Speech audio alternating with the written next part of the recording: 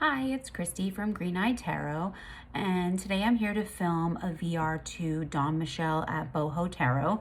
She revisited one of her old videos about darker decks, and I think the hashtag is darker decks for darker days.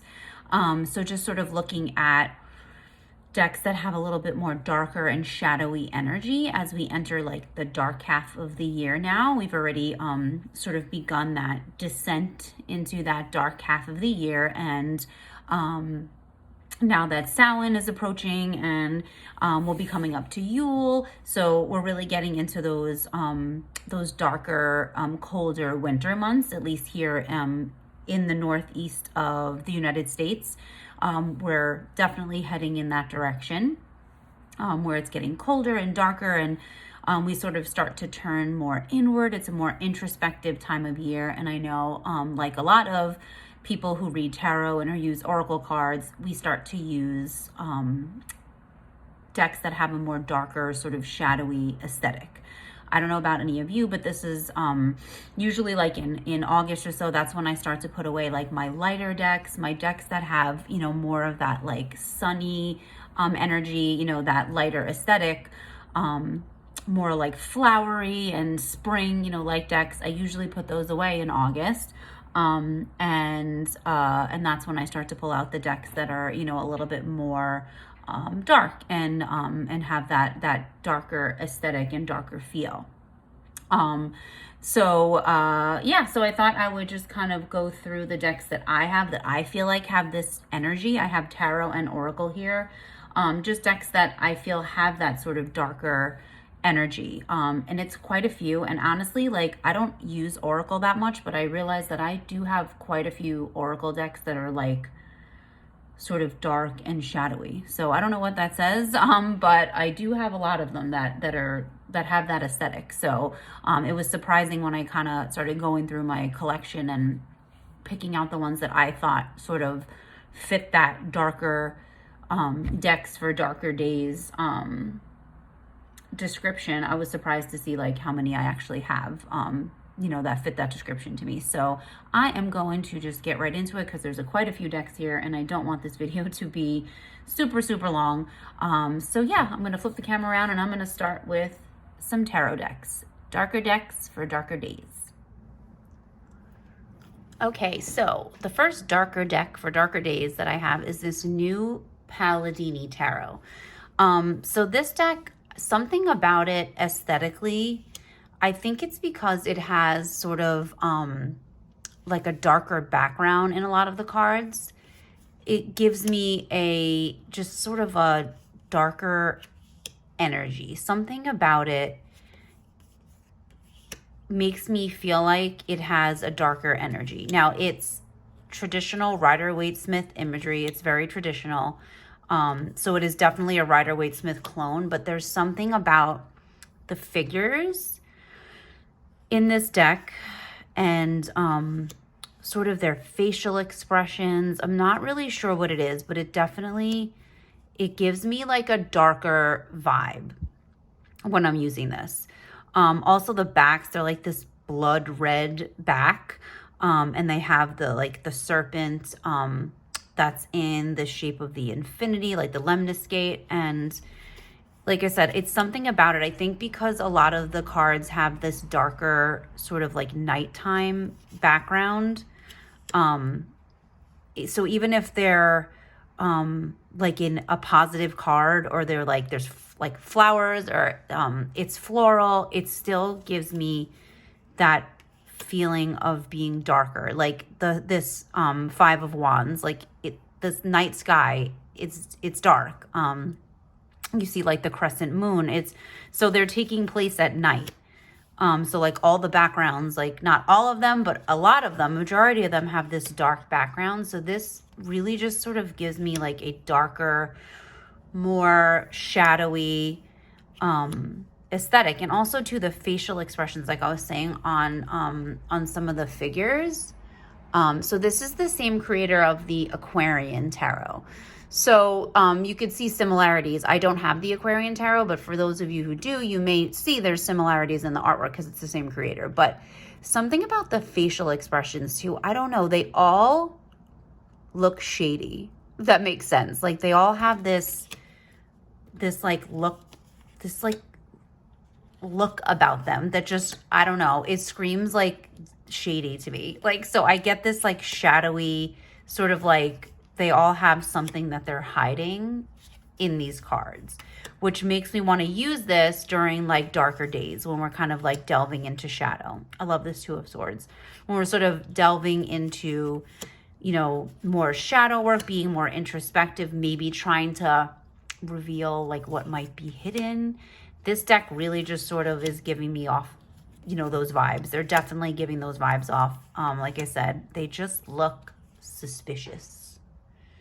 So this is a darker deck for a dark days because, I don't know, something about the figures in this deck, they just look like they're hiding something. So yeah, that is the new Palladini Tarot. It's a US Games deck. It is mass market, pretty readily available. The new Palladini Tarot. Okay, so next up we have the Tarot of the Abyss by Anna Torian. This is also US Games and is a mass market deck. So Tarot of the Abyss, right? This is a monochromatic deck. It's sort of black and white. And it is like pen and ink drawings. But just the sheer name Tarot of the Abyss sort of reminds me of going into this deep, dark place, right? An abyss is like an endless, dark sort of pit, you know, of the unknown, you know? So just the sheer name of Tarot of the Abyss is definitely going to put this in the category of dark decks for me, that shadowy deck. Anna Torian's artwork is just beautiful, and this deck truly is deep and gives really deep readings. And I do tend to pull this out in the winter months, typically after Yule and like the Christmas holidays. I pull this out in January usually, and I use this throughout the winter. So this is definitely a deck that I feel gives really great readings when you're looking for more in-depth, like inner, you know, work, things that you might want to reveal. Sort of like when we enter the winter and we get into those really cold, dark months, and we're sort of entering that abyss, you know, we're going in. It's kind of like hibernation, like bears who hibernate. So this deck just kind of definitely gives me those darker, shadowy vibes. But it is a really, really great reader. It provides, like I said, very insightful, very deep readings. And her artwork is just, it's just stunning. And I don't usually go for black and white decks, monochromatic. This is like one of only two, I think, that I have in my collection, but of course it was going to be this one by Anna Torian because, like I said, her artwork just speaks volumes, you know, and she just has taken the tarot and tarot meanings, and the guidebook, even though it's just a little white book, it's amazing. It's amazingly written. She just has beautiful insight into the meanings of the tarot cards, and it's a great reader for these darker times as we're entering these darker months, as we want to go, you know, deep into that abyss and sort of look inside and turn inward. This is a great deck for that. So this is Tarot of the Abyss by Anna Torian. So this is the John Bauer Tarot. Just a deck that reminds me of going into the deep, dark forest, sort of entering that deep, dark wood on a journey. Again, entering those darker days of winter and turning inward, and sort of that idea of hibernation, that introspection. This deck really pulls you in. It has such a fairy tale vibe, but for me, this deck screams winter. For some reason, it has that aesthetic, sort of that like slightly cold, just that feeling of, like I said, of going into a deep, dark forest in order to find yourself. You know, you're kind of going on a journey, but it's an inner journey. And working with this deck kind of takes you deep into that forest. You know, which could be your unconscious or your subconscious mind, so that you can uncover you know, things that you need to work on, or things that might be hidden that need to come to light. And this deck has a really different feel than Tarot of the Abyss or New Palladini. But to me, they're all sort of in that darker realm, but sort of offering you different ways to use them. Like if it's specific work you're looking to do, or you're just, you know, you're looking for a specific feel to work with during these darker days, then you have options. Like this is just a different option, and it's definitely presenting a totally different aesthetic. But definitely gives me those darker, shadowy vibes, you know, going off into that forest, and, you know, to see what lessons we can learn, to see who we're going to encounter along the way. It definitely is a darker deck for darker days. Like I said, reminds me of winter. That turning inward. It's a really beautiful deck. Again, very, very deep and soulful. You know, obviously it's based on artwork by John Bauer, but really resonates in terms of the meanings of the tarot, and just what a great way to, you know, to kind of dive into the cards and get lost into this forest, you know, to kind of just get into this dark forest. This has a different feel than Forest of Enchantment even. I wouldn't put that in this group. I don't have Forest of Enchantment here in this darker decks for darker days, because I feel like it's totally different. This is definitely that Grimm's fairy tale vibe. You know, this is not all like butterflies and fairies and happily ever after fairy tales. This is definitely more sinister, if that's a word I could use. There's like a sinister feeling to this forest. Like you never know what you're going to encounter. And not everything is going to be what it seems. And so, yeah, so I guess I get like a little bit of a sinister vibe from this deck, but it's amazing. This deck is wonderful. That is the John Bauer Tarot. Again, another mass market deck, you know, pretty readily available. So my number one, hands down, my number one dark, shadowy deck, the best deck for dark days is the Darkness of Light Tarot. This deck is a like integral part of my tarot practice. I use it every year around this time, and it stays out, and I use it throughout the winter. This is the deck I use for any type of ancestor work, obviously around Samhain, when a lot of times we tend to work with our ancestors, or sort of tap into that ancestor energy. So this deck is my go-to for that. Obviously the very name itself, the Darkness of Light Tarot, sort of, you know, epitomizes that dark, shadowy aesthetic, or that there's always a dark side to every light side, sort of a balance. There's a shadow side, you know, to everything. So this deck is just the embodiment of that energy, I feel. Like I said, it's an integral part of my tarot practice every single year.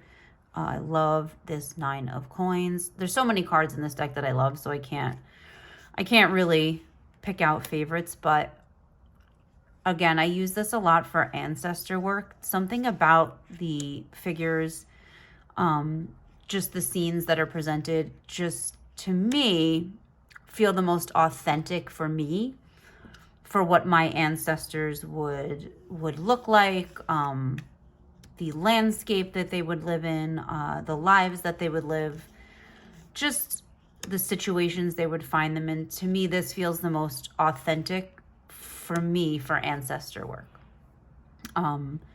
And even just putting like that ancestor work aside, this deck is just amazing for giving readings and sort of calling you out.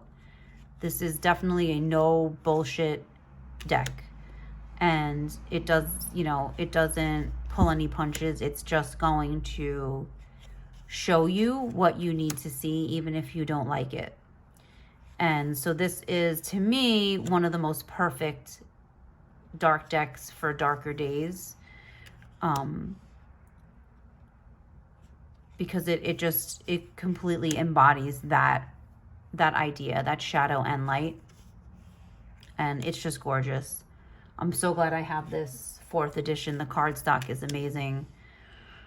I had the edition, I think the 3rd edition with the white borders, and it just was not the same. Like, it needed to have these black borders. Definitely. It needed to have these black borders. It just goes better with the aesthetic of this deck. But just amazing.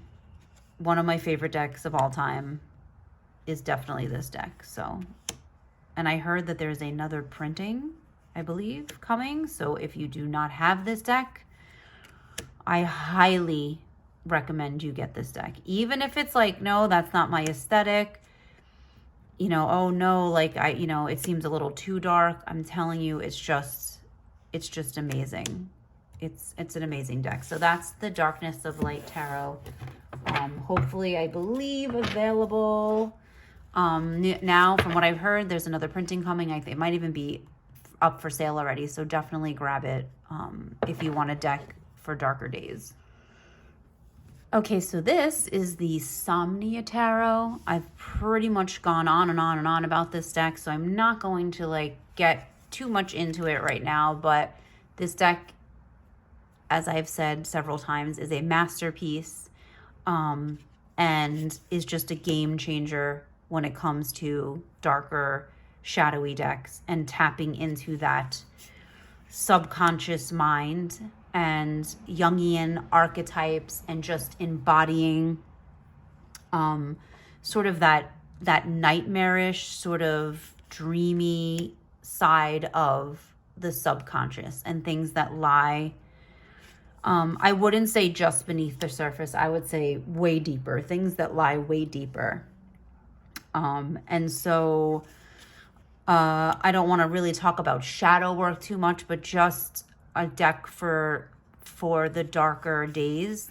This deck has a very cold feeling, not cold as in it's not deep and insightful, but just a very stark, cold landscape. These photographs were taken on Long Island, where I live, along the shores and the marshlands towards the east end of the island. And many of them were taken on fall and very chilly winter days.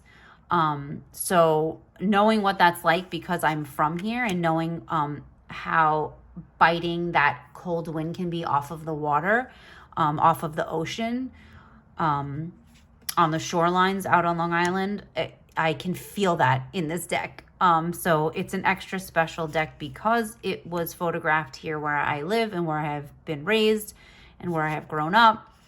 But it just has a starkness and a coldness, and it definitely reminds me of winter. Like, even in the lighter cards, like you could see there's this mist rolling off. It just looks cold, and it reminds me of that winter landscape, you know?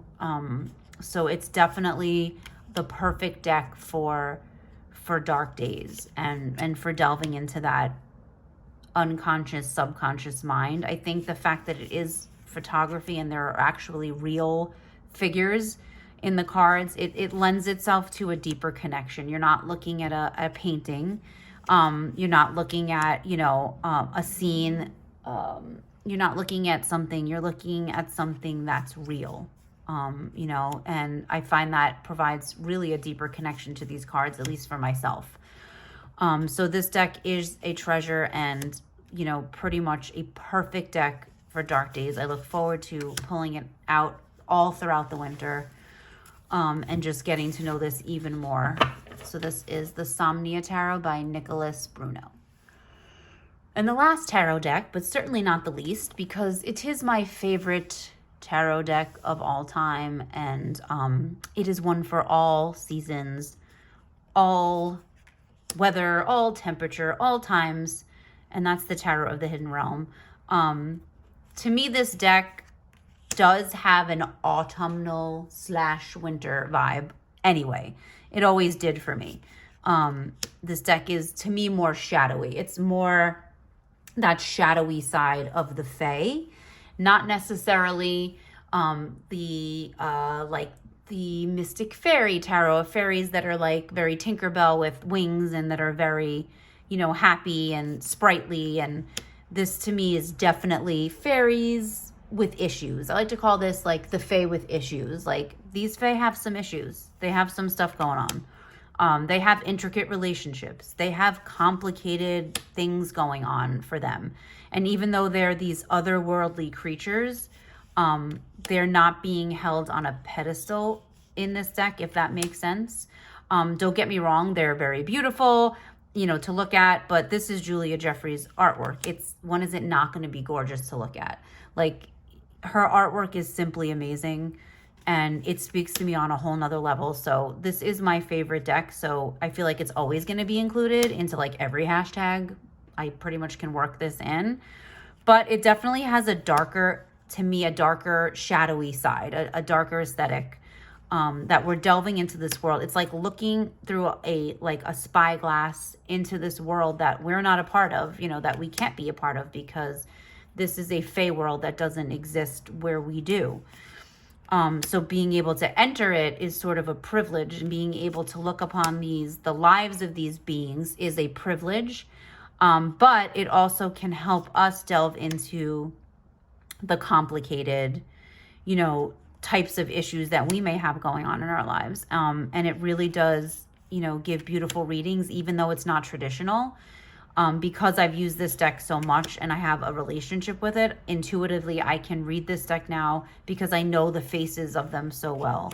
And I know these characters so well. I have a deep connection with them. So, but this deck really does delve into that more shadowy side, and it's a perfect deck for dark days. To me, like I said, it's a perfect deck all the time because it's my favorite deck. But with that being said, you know, it's definitely not, it's not sugarcoating Fae energy. It's not at all. And I know some people, you know, have an issue with really like fluffy, you know, fairy decks. They have their place. And then, you know, there's some people that don't think this is Fae enough, which that's like, you know, that's to every person to kind of decide for themselves. But for me, it's sort of the perfect blend of what I think Fae energy should be. And I feel like it's not light and it's not fluffy. It's sort of real, and as real as it can be when we're talking about creatures that don't exist in our world where we are now. So that's Tarot of the Hidden Realm. I could go on and on and on and on about it, but I won't. It's wonderful, and it's definitely a good deck for darker days. Okay, so we're moving on to Oracle decks. And this is the Hellenic Oracle. This was created by Thea of Garden Goddess Tarot on Instagram. So she created this deck herself out of existing images. And this obviously is an oracle deck that's based on the Greek pantheon of gods and goddesses, but it really delves deep into the Greek pantheon of gods and goddesses. This is not just your well-known like Titans. Those, although they're in here, this definitely goes deep, but it really has a shadowy feel, almost like this shadowy underworld feeling. Again, that feeling of just like sort of spying on another world that we can't enter. But it definitely has that shadowy, you know, darker feeling. This pairs beautifully with the Darkness of Light Tarot, I feel. Again, sort of that ancestor work, even if you're not Greek, like I'm not Greek. And but, you know, I feel like it really lends itself to ancestor work. Really, these cards, unless you're very well-versed in Greek myth, you know, you will need to sort of delve deep into the stories and the myths that go with each of these characters. I got an amazing book that I'm using along with this.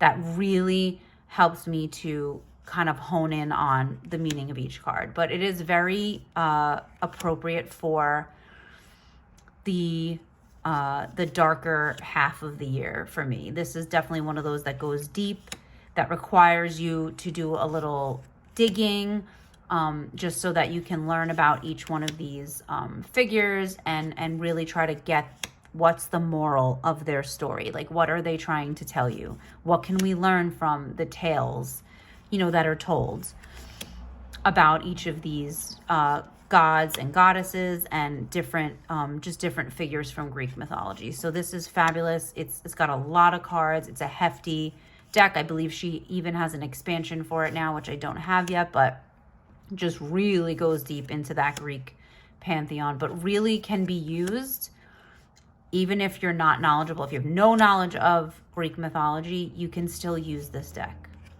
You can use the imagery, you can do your research about it. But it's a great deck for this time of year. So that's the Hellenic Oracle by Thea of Garden Goddess Tarot. This is the Oracle of Echoes by Anatorian. So of course we're going to have this because I feel like this pairs beautifully with the Tarot of the Abyss. Again, her artwork is just absolutely breathtaking. It's just literally invites you to dig as deep as you possibly can. So this deck, of course, was going to be included as a darker deck for darker days. It's fabulous oracle for shadow work. You can pair this with so many decks. Like I said, it pairs beautifully with the Tarot of the Abyss for obvious reasons, but I've used it with the Darkness of Light Tarot, of course. I've been using it with the Somnia Tarot. It just really pairs beautifully. I use it with the Superlunaris Tarot. It pairs wonderfully with so many tarot decks, but then also just as a standalone oracle. If you just want to pull a card every day, it works beautifully. The free, like the keyword on the card is enough. Like, you don't need a guidebook for this. I feel like you can gain a lot just by intuitively using this deck. But it is really just a wonderful deck for the darker, more introspective, time of year, which would be now and moving into the winter. It is just beautiful. And it's a great deck for this time of year. So that's the Oracle of Echoes by Anatorian. And this is the Urban Crow Oracle by MJ Cullinane. So obviously she also created the Crow Tarot.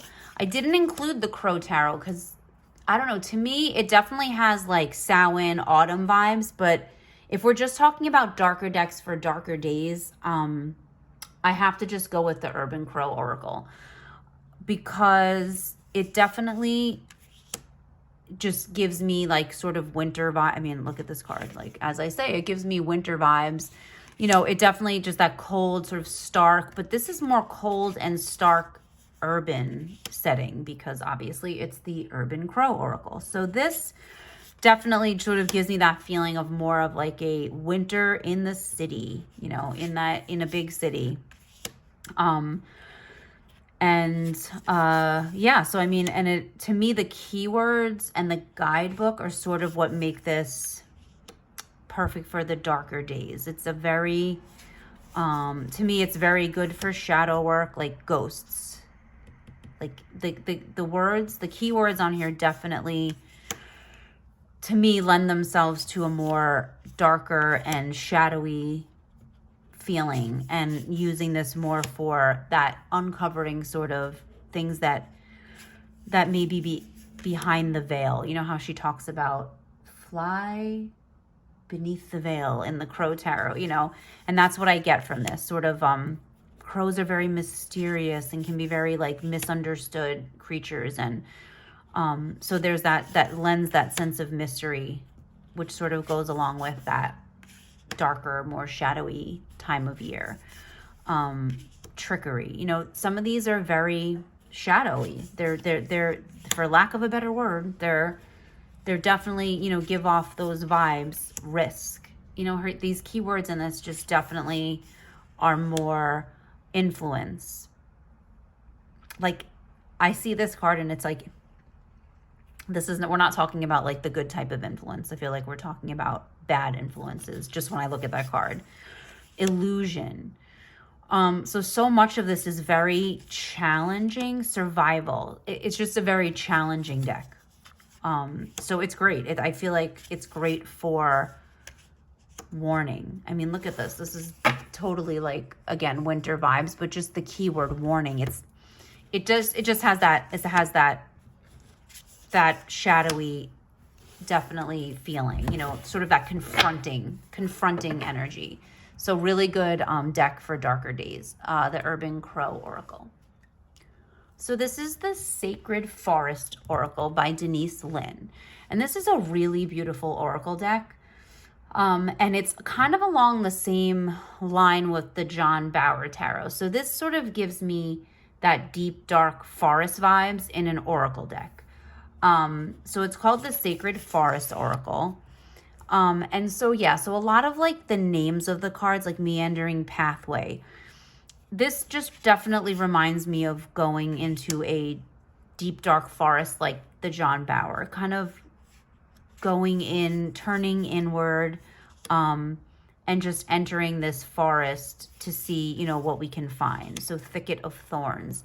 To me, it definitely gives off the sort of hibernation, like here's a bear, so like hibernation, sanctuary, just going in and seeing what we can uncover in this forest. So to me, this definitely is a good deck for darker days, even though some of the cards in this deck are, you know, seem very light, and, you know, don't seem to be very shadowy. I feel like they still are. Even like this, like Secret Spring. It's a very dark, aesthetically speaking, it's a very dark image. Moonlight Enchantment. You know, so just, it's definitely, I feel like, a great deck. It's a beautiful deck. I love the cardstock on this deck. The matte cardstock is just wonderful. Like, I can't stand like giant oracle decks that are shiny. It really bothers me.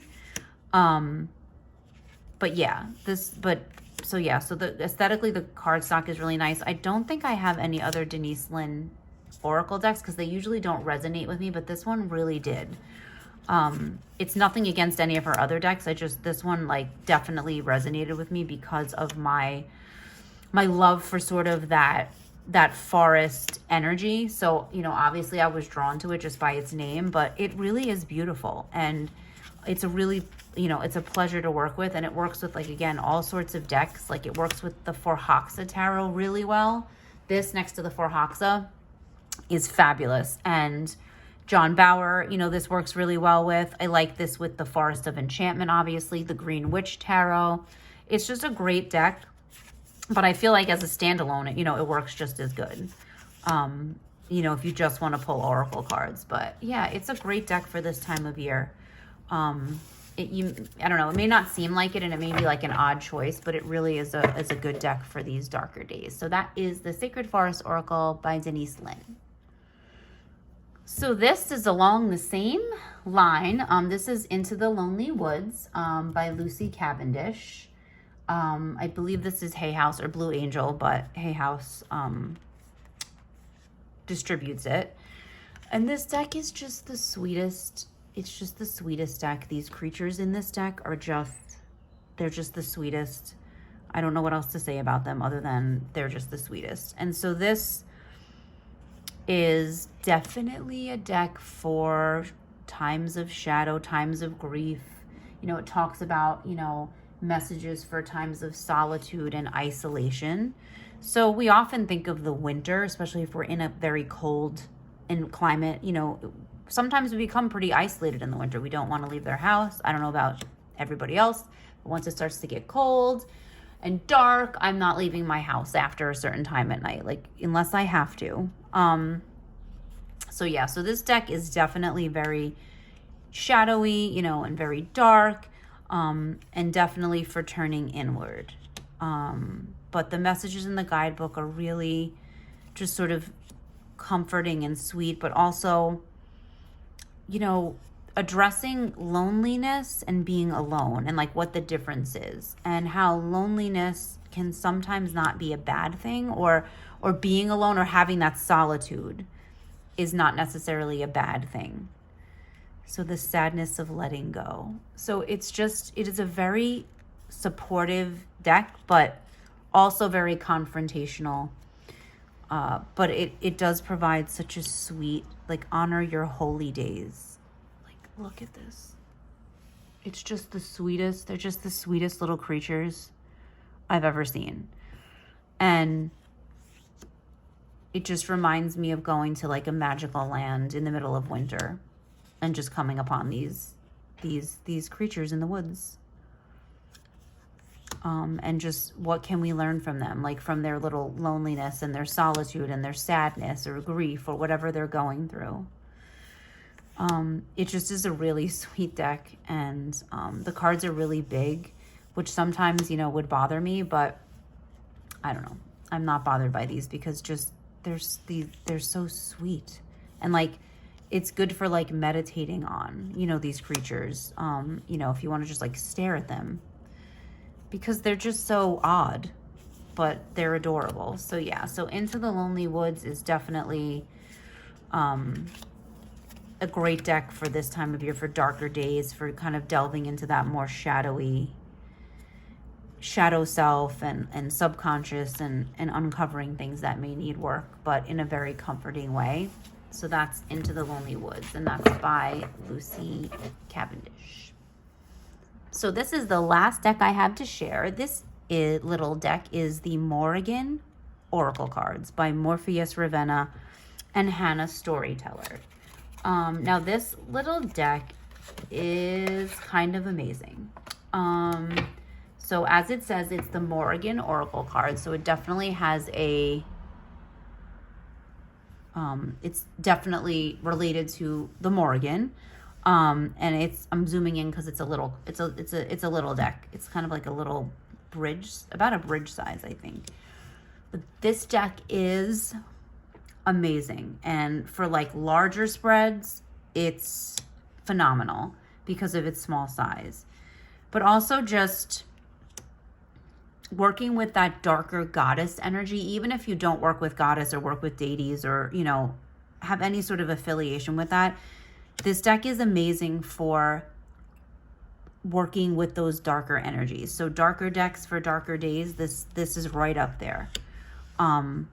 And, you know, some of the images are a little jarring, but if you do any kind of work with the Morrigan or know anything about the Morrigan, you know, she's not really a light and fluffy deity. She's, you know, she's a hardcore warrior. You know, she's seen in many forms. So this deck sort of presents a lot of the themes that are related to her in her many forms. You know, she's sometimes seen as a triple goddess. So she does take many forms, and there's many themes that can be connected to her. So yeah, so these are really great. It's just a great little oracle deck. I believe they're definitely still available.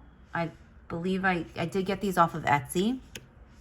I'll try to put a link in the description box, but these are the Morrigan Oracle cards, and some of the cards, like, I'd have to find them, but some of them like continue another scene. So if like you put these next to each other, we can see this dog's tail, we can see what's happening in the next scene. So if you connect them, it's like a continuing scene. So it's a really neat little deck. Like I said, the small size really helps like for you doing bigger spreads or to use it as like a clarifier. It pairs great with the Darkness of Light Tarot. And yeah, it's just a great deck for connecting to this darker energy. And if you do work with the goddess, it's a wonderful deck to connect with. Here it is. There's the doggy's tail. And so we see the other part of that we just saw in the other image. So if you want to connect with the Morrigan, or just dark goddess energy, or just darker energy, shadowy energy, this is a great deck to do that. It's a great little deck. So this is the Morrigan Oracle cards, available on Etsy from Morpheus Ravenna and Hannah Storyteller. And that is the last dark deck for darker days that I have to share. I hope you enjoyed this video, and I really look forward to seeing other VRs to this tag. As always, check out Dawn Michelle's channel. She has an amazing channel, amazing content. If you don't follow her, definitely do that. And if you enjoyed this video, please consider giving it a thumbs up, and please subscribe to my channel. And I look forward to connecting with all of you as we head into these darker days of winter. Bye.